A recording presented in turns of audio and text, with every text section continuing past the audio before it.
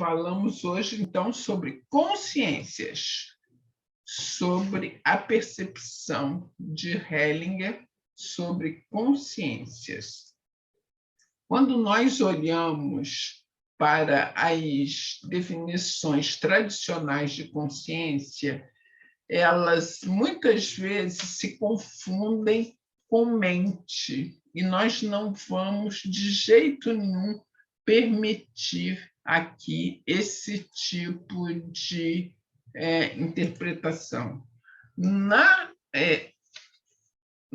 corriqueiro, né, no que nós estudamos até agora, se a gente olha, por exemplo, na Wikipédia ou no dicionário, a consciência é uma qualidade da mente, considerando abranger qualificações tais como subjetividade, autoconsciência, senciência. Ou, numa outra definição, que é o sentido ou percepção que o ser humano possui do que é moralmente certo ou errado em atos e motivos individuais. Nós vamos nos desapegar dessas definições ou dessas crenças sobre consciência que esteja correlata à mente. A consciência, ela está muito além da mente. A consciência, ela não está presa ao corpo físico. E ela é a priori de tudo, de todos os a priori da mente, a priori do corpo físico. Eu vou compartilhar aqui uma tela para a gente ir seguindo, então, sobre isso. Vocês já estão vendo a tela? Então, hoje, né, a gente vai ver sobre essa forma que a gente pode superar nossas dores através de mais consciência, de ter mais consciência. Nós vimos que as 3 ordens que Bert Hellinger percebeu, que chamam ordens do amor, ou o princípio básico da vida, são pertencimento, e nós estudamos, né, que todos que pertencem ao sistema têm igual direito de pertencimento. E nós vimos o que separa e o que une. O que separa é a exclusão, é o julgamento, e o que une é trazer, tomar no coração, independente de julgamento. Depois, a segunda hierarquia, que nós ainda vamos ver, e a terceira é o equilíbrio no dar e receber. E eu gosto de trazer para vocês aqui essa frase do Eckhart Tolle, que nesse livro, que é um livro assim, fantástico, O Despertar do um Novo Mundo, o Despertar de uma Nova Consciência, ele fala que a vida nos proporcionará todas as experiências que forem as mais úteis à evolução da nossa consciência. Ou seja, ele diz que a nossa consciência está em permanente evolução. E como saberemos determinada experiência é aquela que necessitamos? Porque ela será a experiência pela qual estaremos passando no momento. Então, tudo está absoluto. É uma outra forma de dizer que tudo está absolutamente certo da forma que está acontecendo.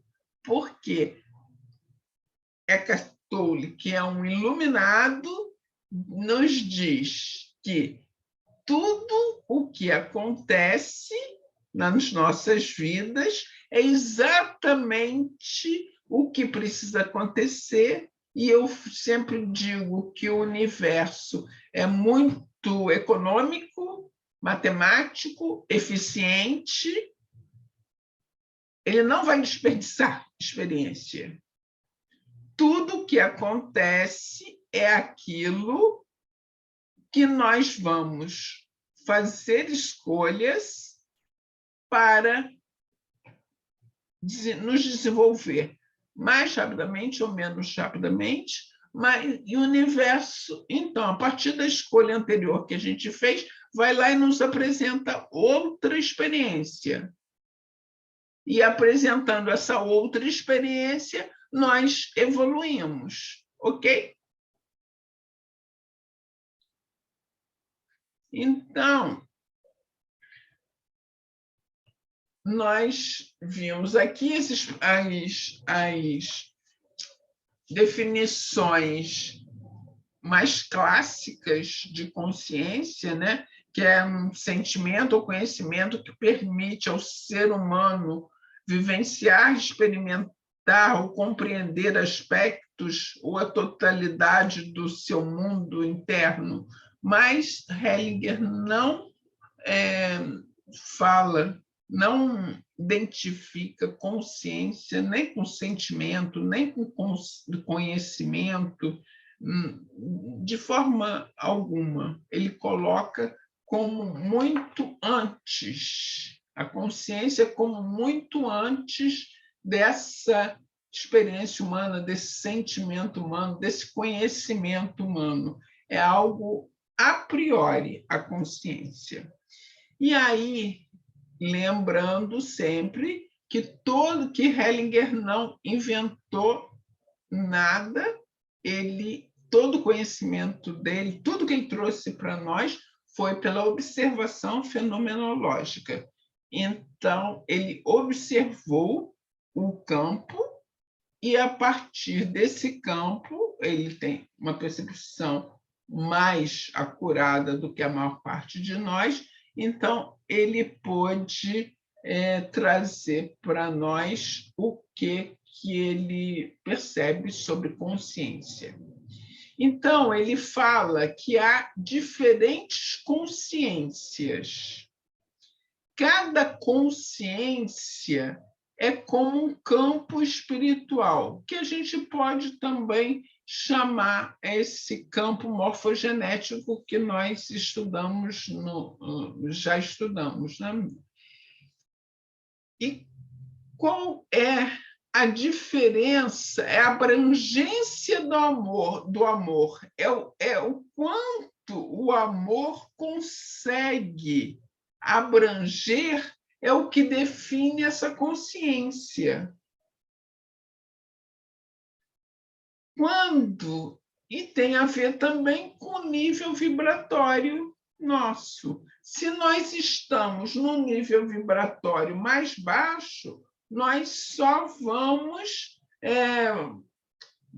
ter consciência ali do meu filho, meu cachorro, o meu, só aquilo, aquele muito pequeno, né? Aquele universo muito reduzido.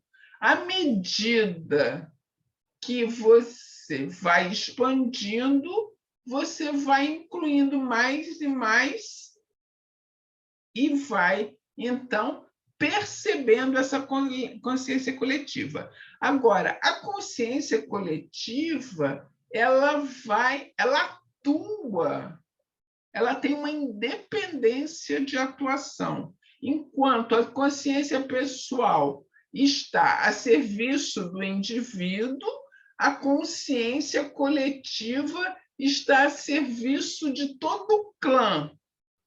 E esse clã, lá no pertencimento, nós vimos quem pertence ao clã, né? Quais são os indivíduos que pertencem a cada clã, que pertencem à família, principalmente, nós vimos. E nessa família tem, inclusive, não só os membros biológico, né, os membros que fazem parte da sua família biológica, mas do conjunto de destino, todas aquelas pessoas com as quais você convive, que faz parte cujos destinos estão ligados, elas também estão nesse campo de pertencimento e estão protegidos pela consciência coletiva.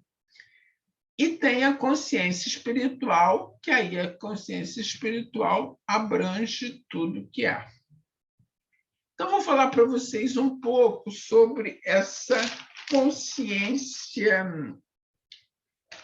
pessoal. A consciência pessoal, ela é limitada, ela julga e ela cria o vínculo com a família de origem.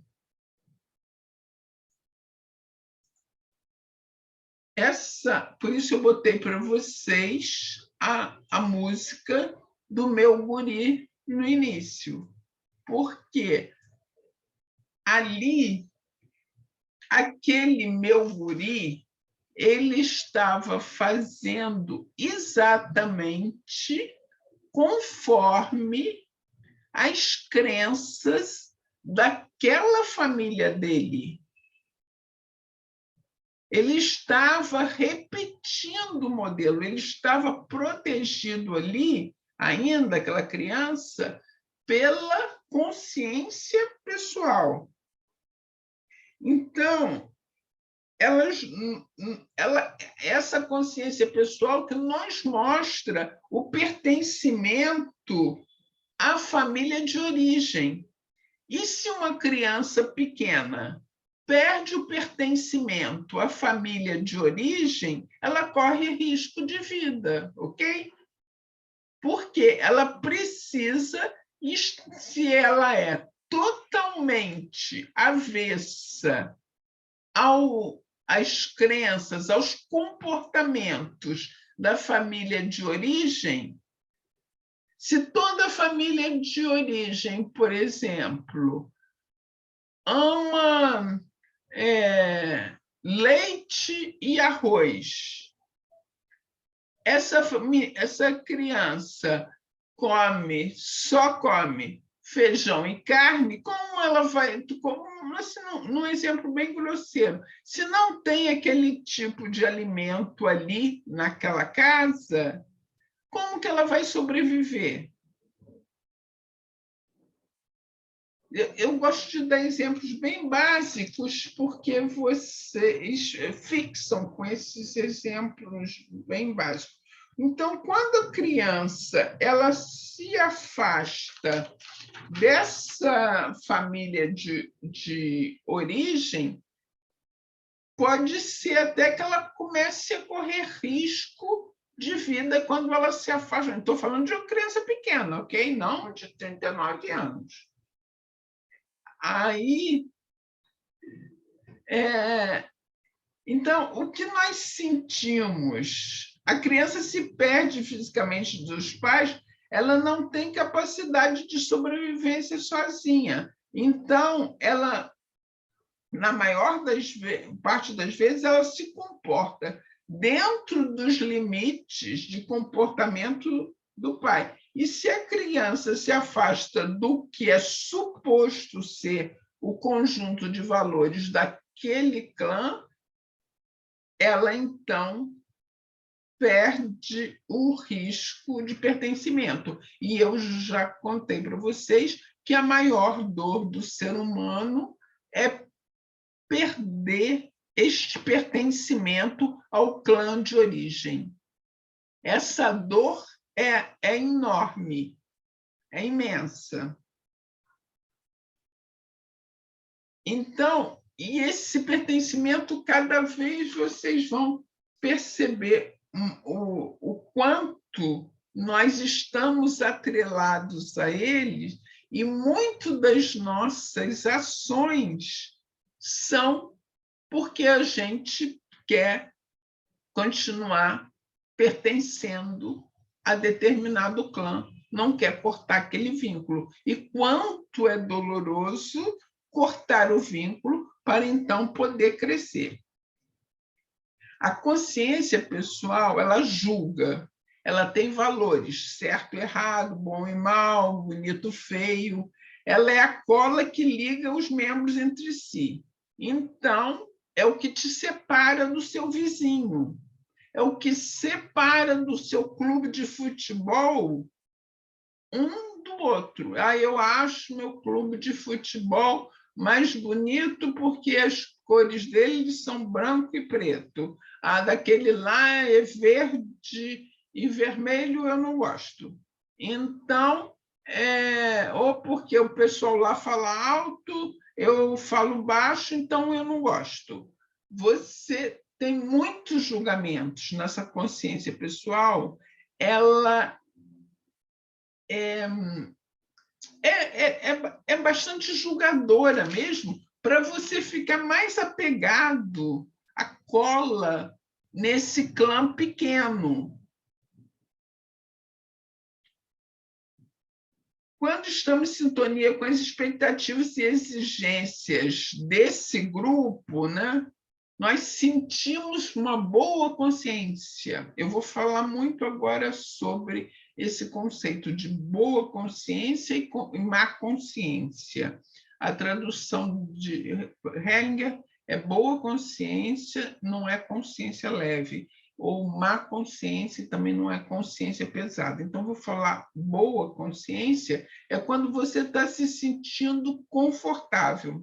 A consciência pessoal e a consciência leve nos garante o direito de pertencer a esse grupo pequeno. Contudo, ela exclui outros que não têm aquelas crenças, né?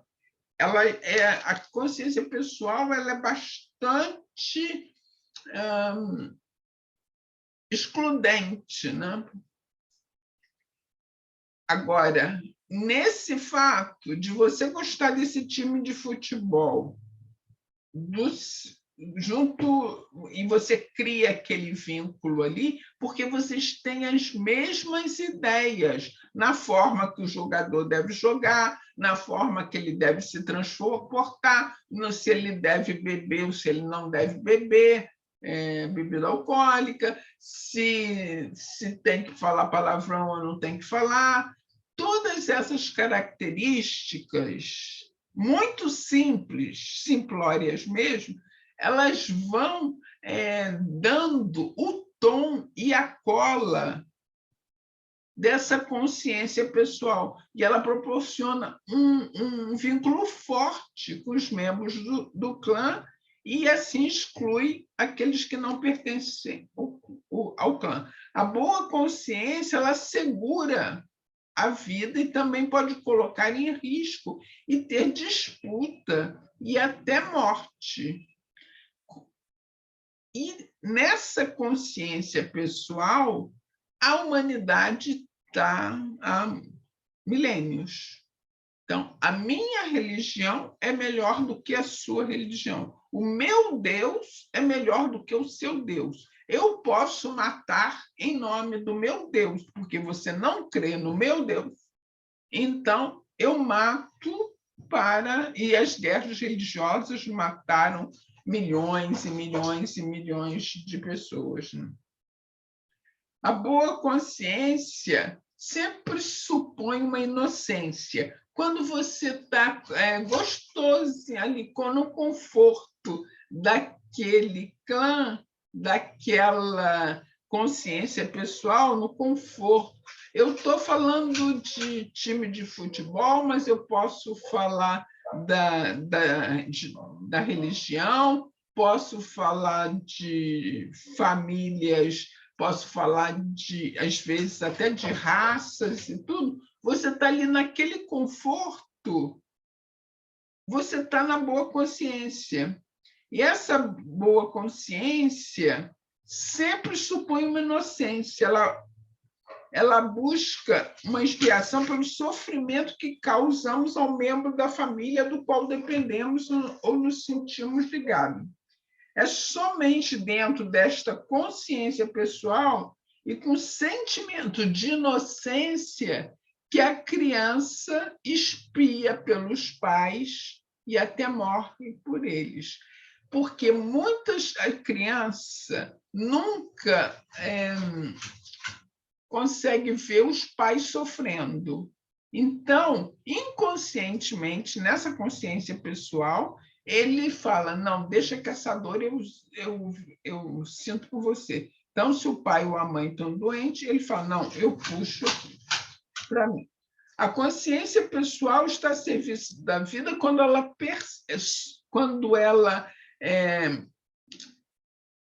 protege a sobrevivência dos membros indefesos. E com essa consciência também podemos estar a serviço da morte se buscamos equilibrar a relação com algum membro desse clã. A consciência pessoal sempre está a serviço da sobrevivência do indivíduo, especialmente dos indefesos. Ok? Agora nós vamos, então, falar sobre a consciência coletiva.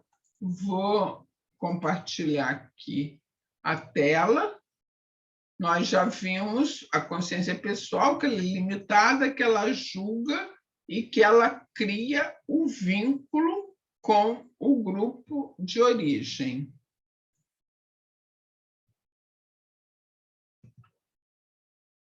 Então, a consciência coletiva, agora, a consciência coletiva, ela está a favor da sobrevivência do grupo. O pertencer à consciência, o pertencer naquele pequeno grupo, daquele pequeno clã, ele é contestado agora. Essa consciência coletiva, ela funciona além da morte, ela dá um pertencimento além da morte. E ela garante a sobrevivência do grupo e não mais do indivíduo. Trazer a consciência, né? Trazer a clareza sobre a atuação dessa consciência coletiva te dá uma grandeza enorme, porque você começa a ver quais são as vezes que nós julgamos atuando ali naquela consciência infantil, naquela consciência pequena, porque nós queremos o pertencimento. Quando a gente se dá conta de que a consciência pode abranger, e a consciência coletiva abrange todo o grupo, nós nos damos conta de que se aquele pertencimento ao grupo pequeno, à família de origem, ele é tão importante assim mesmo. E aí, a consciência coletiva é a consciência grupal mais poderosa e mais forte que a consciência pessoal. Ela está a serviço do grupo, mesmo que alguns indivíduos precisem ser sacrificados. E ela sacrifica indivíduo, atropelado, com morte por doença. Essa consciência coletiva está a serviço das ordens que asseguram a sobrevivência do grupo da melhor forma possível. Essa consciência é totalmente amoral. Ela não se guia pelas regras da sociedade, da cultura, ela não seguia por nada disso. Ela quer que o grupo todo sobreviva. E aí, essas ordens aí são completude, todos têm o mesmo direito de pertencer, todos incluem vivos e mortos. A morte não te exclui daquele grupo de pertencimento ao qual você pertencia em vida. Quando o direito de pertencer é negado a um membro da família, outro membro vai representá-lo muitas vezes com as mesmas características que o membro excluído possuía. Esse é o emaranhamento. E é isso, por isso que a constelação familiar é tão efetiva, muitas vezes tão rápida. Porque quando a gente percebe com quem o cliente que está com uma dor, que está com um sofrimento, com uma doença, com um problema financeiro, com um problema de apego, quem que ele está representando com essas atitudes? Quem do passado que foi excluído no clã dele e ele agora está fazendo igual, a gente pode dissolver quase que automaticamente. Para a consciência coletiva, não existe bom ou mal, culpado ou inocente. Ela protege todos da mesma forma. E a função dela é restabelecer o direito de pertencer para os indivíduos para quem aquele direito de pertencer foi negado. Aquele membro que está representando o excluído pode ter a mesma doença, a mesma morte, e não por desejo do excluído do passado. Este é um movimento inconsciente da consciência coletiva. Ou seja, você, com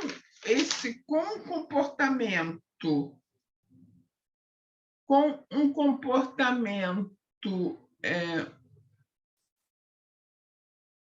ou com uma doença, por exemplo, o que ela está fazendo? Ela está denunciando que houve no clã alguém excluído no passado.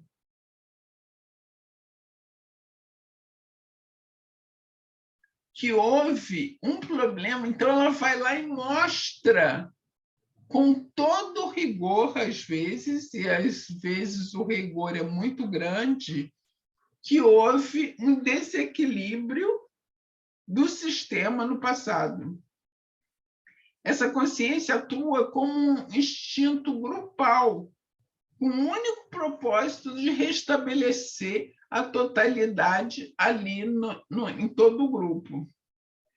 O grupo precisa estar sempre completo e honrado. Não importa se vivo, não importa se o indivíduo está vivo ou morto, né? Ela vai, então, sacrificar algum indivíduo para lembrar para o grupo todo: olha, tem alguém no passado. Muitas vezes nós ainda não estamos, como humanidade, né, nessa maturidade de olhar para isso. Mas, cada vez, quanto mais a gente expande consciência e percebe, mais fácil vai ficando, porque, por ressonância mórfica, nós vamos transmitindo para os outros. Né? Ninguém perde o direito de pertencer ao grupo pela morte. Vivo ou morto, pertence à família. Se os membros mortos forem excluídos, eles são trazidos de volta pela consciência coletiva. E aí a gente já estudou quem pertence a esse sistema. Ela busca sempre o equilíbrio. Inocência é quando há equilíbrio no dar e tomar. Então, a culpa é aliviada. A culpa é sentida como uma obrigação de você retribuir. A inocência é como estar livre de uma obrigação. Quando não podemos devolver com algo equivalente, nos sentimos culpados. Isso nós vamos estudar no próximo encontro. E aí a expiação é quando, através do nosso próprio sofrimento, reparamos o mal que causamos a alguém. O outro não se sente sozinho. Ele não pode dar algo a alguém ou alguma autonecessidade. E aí, outro movimento, né, dessa consciência coletiva é a vingança. Quando alguém nos causa algum mal, nós retribuímos. E o que cura? Esse movimento de equilíbrio geralmente encontra-se oculto e pode ser uma reintegração do sistema, que inconscientemente está representando o incluído. E nessa consciência coletiva, ela é necessária, inclusive, para você romper esse padrão com a consciência pessoal. Se você está no conforto da sua casa, na sua família de origem, e você quer casar, ou você quer morar sozinho, ou você quer ganhar mais dinheiro do que a sua família ganha, né? Do que o padrão da sua família, ou você quer morar num país diferente, como nós temos exemplo aqui. Então, o que é preciso? Sustentar a má consciência. Você não consegue casar sem sustentar a má consciência de você romper com aquela família de origem, com a consciência pessoal. Para você dar um passo de crescimento na sua vida, você precisa sustentar a má consciência de romper com aquele círculo pequeno onde você está inserido. É como se fosse uma nuvem, que você está nessa nuvem pequena. Ah, não, eu quero agora ir para uma nuvem maior. Só que nessa nuvem maior, a consciência pessoal também está ali dentro. Você só vai pular.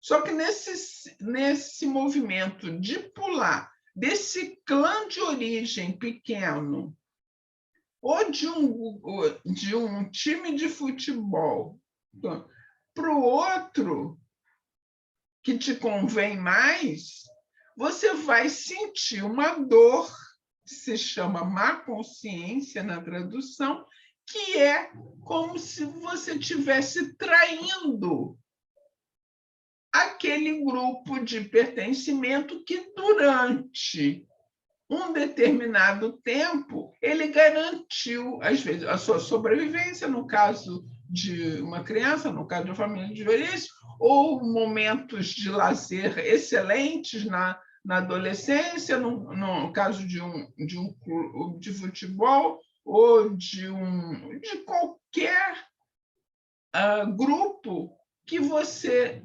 resolva se desvincular para fazer algo maior. Você não dá esse pulo sem atravessar a má consciência. Agora, e qual é o alcance da consciência coletiva?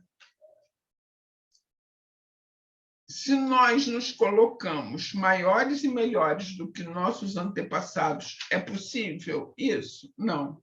Nessa consciência coletiva, nós precisamos nos sentir humildes diante dos nossos antepassados.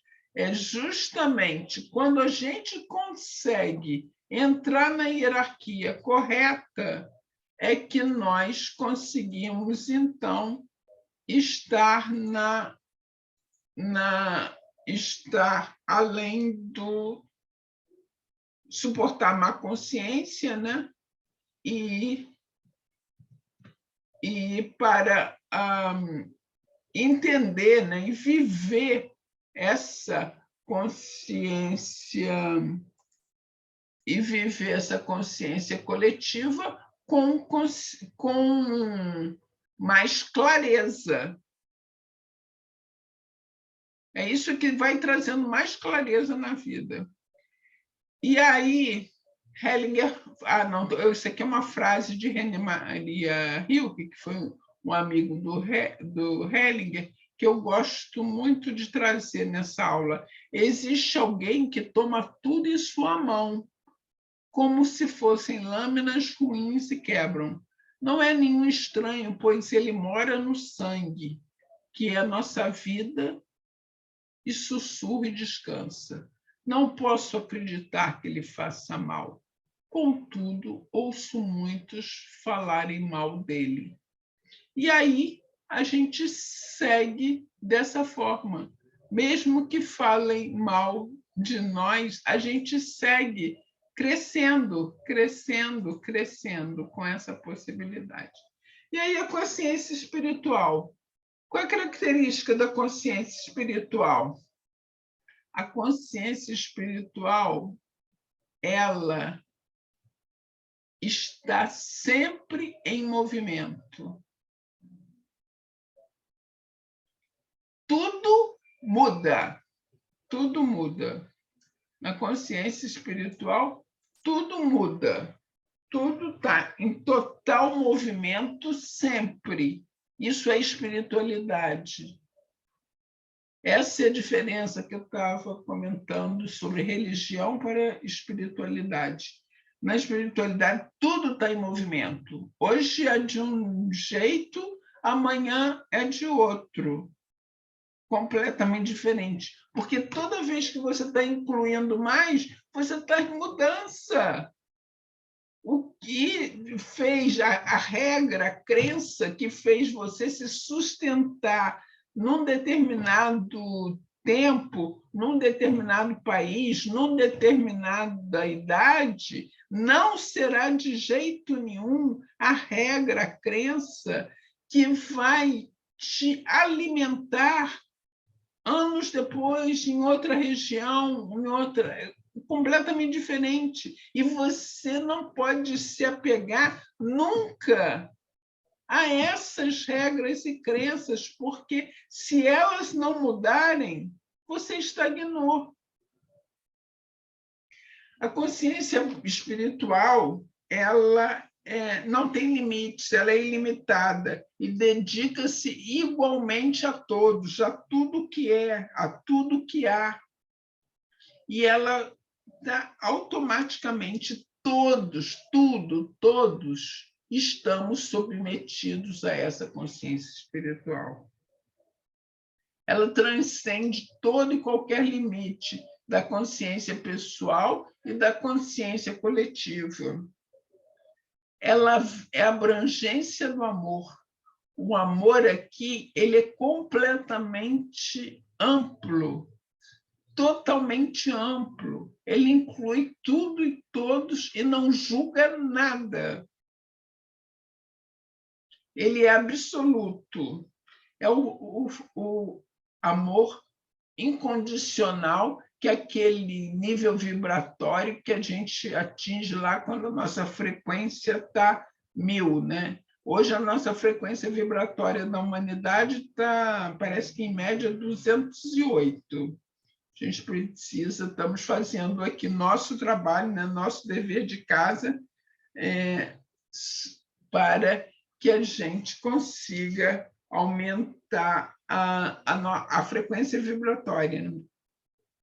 E quando nos encontramos em total sintonia com a consciência espiritual, incluindo tudo e todos com benevolência, expressamos sim, a boa consciência semelhante àquela boa consciência que nós experimentamos na consciência individual. A consciência espiritual é totalmente silenciosa e está a serviço totalmente do amor. Sempre e só a serviço do amor.